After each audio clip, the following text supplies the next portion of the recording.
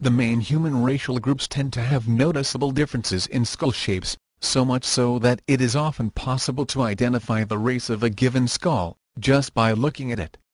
Skull shapes can be classified into three types: Negroid, Caucasoid, and Mongoloid, or similarly Black, White, and East Asian to represent the three main racial groupings of mankind.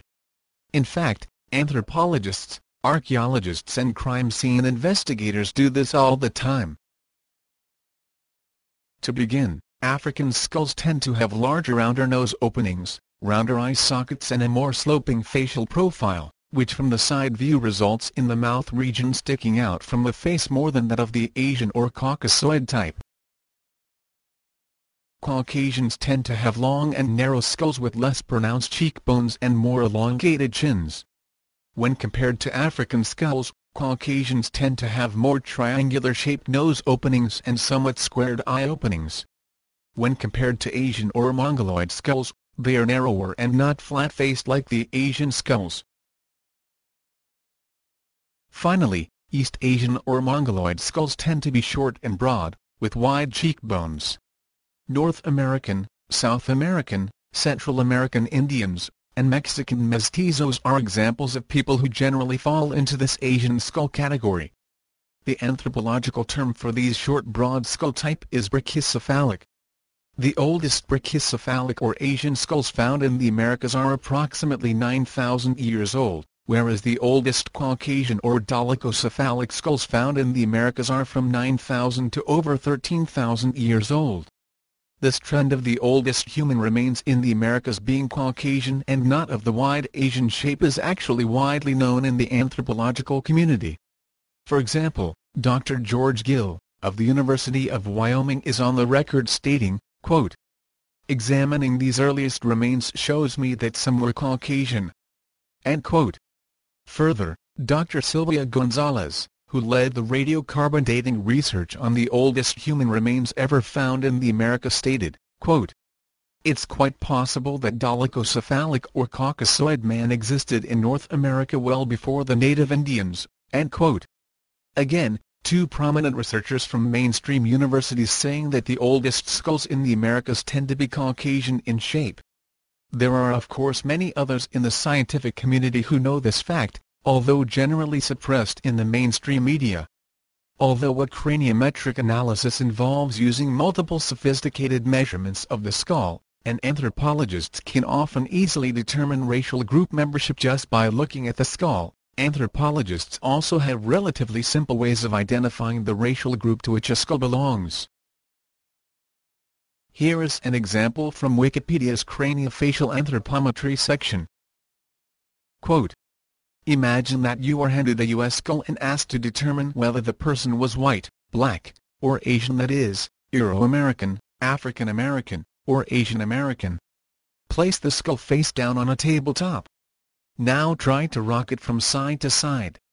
If it fails to rock, but instead sits high on its cheekbones, with a face too flat to let the nose portion touch the table, then the chances are that it is of East Asian ancestry. If it rocks from side to side because the midline of the face protrudes past the cheekbones like the bow of a boat, then it is probably of either African or European ancestry. Now stand the skull upright so that it rests on the neck opening. If the face slopes down and forwards because the mouth protrudes farther forward than the forehead, then it is likely black. If the face is vertical, it is probably Caucasoid. In practice, many other tests are necessary in order to hazard a determination, but, in the end, it works because there are consistent differences among U.S. endogamous groups. A skull that matches the group of features associated with African American ancestry is called Negroid. Skulls with traits suggesting European and Asian ancestry are called, respectively, Caucasoid and Mongoloid. End quote. These basic facts about the skull shapes of the different racial groupings of mankind should give you a basic sense of the differences involved. Now let us do a comparison of some of the oldest skulls found in the Americas. Remember that these are the actual pictures of skulls radiocarbon dated to be between 9,000 and 13,000 years old, making them the oldest human skulls ever found in the Americas. These skulls are thousands of years older than the earliest American Indian skulls, which are brachycephalic or wide in shape. Again, these skulls are all considered Caucasoid by anthropologists, and none have the same craniometric dimensions as American Indians.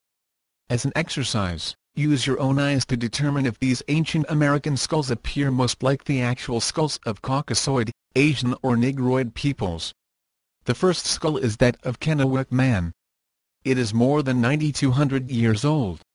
Upon discovery in 1996, anthropologist Dr. James Chatters held a press conference reporting that it was Caucasian, and one of the oldest ever discovered in North America. Now that you have had a cursory tutorial in skull shapes, you can see that the skull is in fact a classic Caucasoid skull shape, nearly identical to that of a classic Caucasoid or dolichocephalic type pictured herein. Pay particular attention to Kennewick man's long narrow skull, as well as the nose hole and protruding chin. It clearly most closely resembles the stereotypical Caucasian skull shape. This is the Lovelock Cave mummy skull unearthed near Lovelock, Nevada. These remains are generally taller in stature than local Indians and appear to have had red hair. This skull clearly has Caucasian features, with an elongated head and large chin. This skull has not been dated, but is thought to belong to the same group as other ancient Caucasian remains from this area, all of which are in the 9,000-year-old range. Notice how the Lovelock Cave skull is long and narrow, with a large protruding chin, characteristic of Caucasoid and not Asian. Also notice its triangular-shaped nose hole and angular eye sockets. Taken together, these features are not characteristic of an African or Negroid skull either. This skull is clearly Caucasoid as well. Next is the skull from Penang Woman 3, which is over 13,000 years old. This is the oldest skull ever found in the Americas. When reported in 2002, the Independent UK stated that, quote, "The most intriguing aspect of the skull is that it is long and narrow and typically Caucasian in appearance, like the heads of white, Western Europeans today." End quote.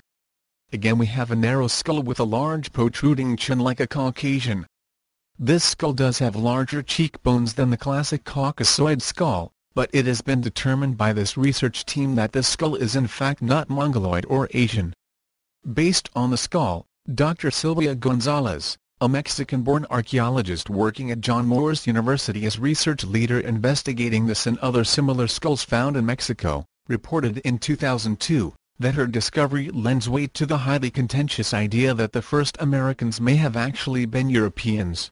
Here is the Spirit Cave mummy, also found in Nevada. It is approximately 9,400 years old, and shows no physical similarity to modern American Indian head shapes. Spirit Cave mummy has a long narrow skull, large protruding chin and triangular-shaped nose opening. In the year 2000, when its skull measurement results were published by the Bureau of Land Management using the Jens and Ousley database, it was found to most closely resemble the Norse people and secondarily the Ainu, both of which are Caucasoid peoples. Again, looking at the Kennewick man skull, and a classic Amerindian or Asian Indian skull from the Americas, you see the striking difference. The Caucasoid skull of Kennewick man is thin, and long and has a protruding chin. The Asian skull has a more stout chin, wider cheekbones, a flatter face and less protruding nose area. Remember the rule of thumb table test. The Amerindian skull shown here would probably easily lie flat, face down on a table, whereas Kennewick man and the other skulls just shown, for example, Lovelock Cave skull, Spirit Cave skull, and Penang Woman 3 skull, would all fall to one side as their nose protrudes beyond their cheekbones, thus providing additional supportive evidence that they are Caucasoid. Here is a front and side view of the Lovelock Cave skull, found in 1911. It is long and thin, with a large chin, that does not protrude from the rest of the face as with the classic Negroid skull type. Further, as you look at the nose opening relative to the cheekbones, it is clear that the skull would not lay face down on a table, and thus does not appear Asian. Again, its shape is consistent with the skull of a Caucasoid person. You've now seen actual pictures of these skulls with your own eyes.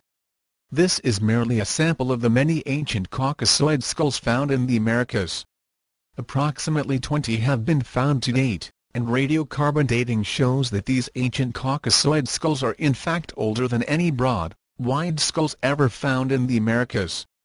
These latecomers are the ancestors to the later arriving Indians, and their mestizo descendants. That these Caucasoid skulls are the oldest ever found lends support to the revolutionary idea that Stone Age Caucasians were the first people to settle the Americas. And the evidence just keeps mounting supporting this view.